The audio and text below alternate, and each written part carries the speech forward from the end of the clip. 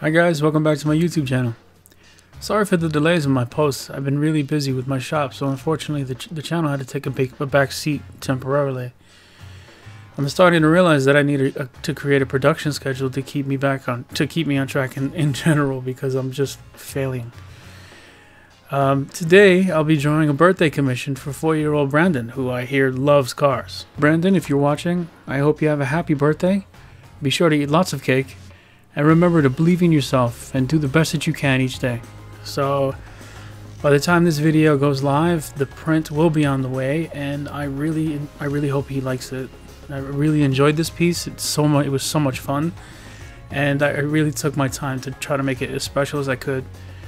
So thank you, Barbara, for allowing me the opportunity to do this. This is not something I do every day, so I had a blast. It was so much fun. So anyway, let's get into it.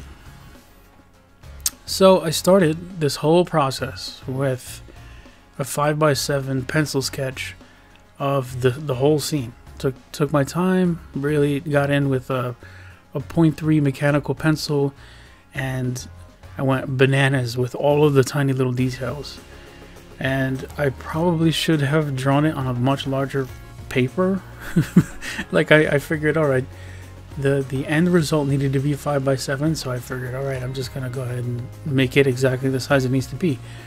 But of course, when I sat down to draw it in pencil, I was like, oh my god, this actually is a lot harder to draw.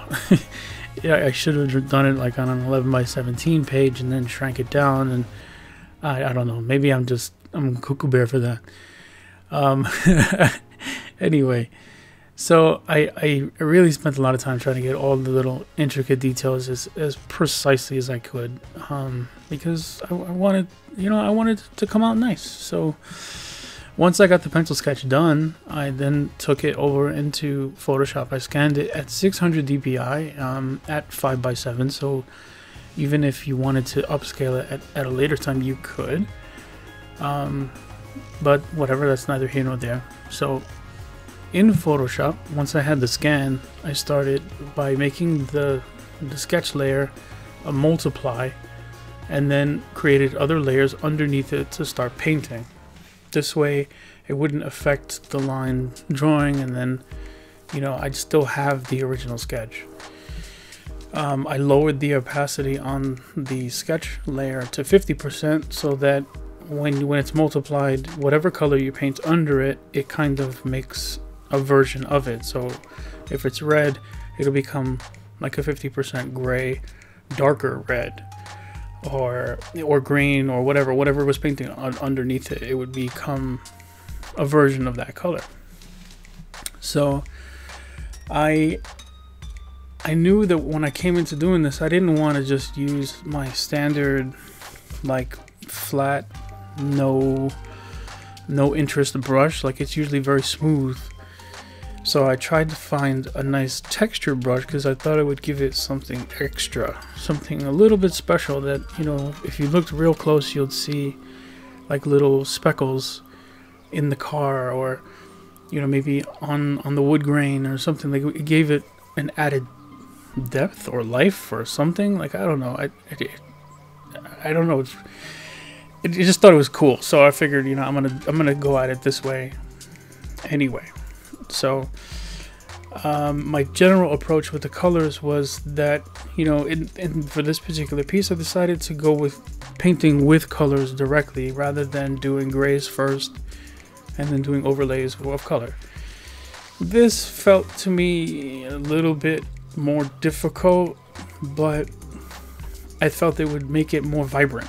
It would make it feel more alive, and that was what I really wanted to come out in this piece. The life, the vibrancy, the saturation of McQueen's red, and the rustiness of Mater, and that the big bold green blue contrast is just really amazing. Like, I don't know, I just I had a lot of fun, because it felt like the painting was speaking to me after a while. It was like, oh hey, I'm alive, look, I'm popping out. So anyway, I just want to make sure that, I mentioned that when I changed the colors dealing with shadow, I didn't just add like gray to the color, or like doing like a multiply over it. Like I started with the base mid-tone, right, and then try to come in above it with a slightly lighter version of, like, let's say the red. And then for the shadow, what I would do is take the hue and bring it down a little bit closer to more red. Like it was already red, but I made it a little bit more red, and then brought the saturation level down so that it was a little bit darker. Doing that somehow gave the shadow more life, rather than just coming down in value, if that makes sense. It gives it a little something extra. So when you see the car turn in space or whatever, like when it goes into shadow, it shifts color. So there was a lot of these little nuances throughout the piece that kind of helped make it feel like it was jumping off the page, you know. So I mean, that's pretty much the gist of all the techniques that I use in here, and I just went to town. I went crazy. Ironically, when I started this piece, I had not seen Cars 3, and I've been itching for months, and it's funny because I just saw it literally today. I just saw it, and I actually enjoyed it. It was funny. It was cool. It was a nice, like, passing the torch kind of situation. You like, if you haven't seen it, you have to see it. And I think it's really worth watching.